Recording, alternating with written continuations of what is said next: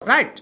So here you must remember the main source of economy was agriculture, right?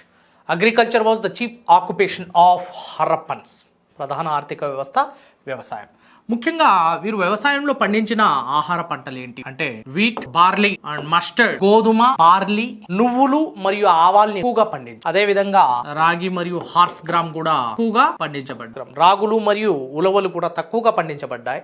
ఎక్కువ ప్రధానంగా గోధుమ, barley, నువ్వులు మరియు ఆవాలు. అదే విధంగా వీరి యొక్క వాణిజ్య పంట విషయానికి వచ్చేసరికి ఫుడ్ క్రాప్స్ అమ్మా, ఇవన్నీ ఆహార పంట, రైట్. వాణిజ్య పంటల విషయానికి వచ్చేసరికి వీరు ప్రపంచానికే మధ్య ఆసియా ప్రాంతంలో మరియు ప్రపంచానికి వీరు పరిచయం చేసిన అత్యంత గొప్ప పంట ఏంటంటే పత్తిని పండించడం, రైట్.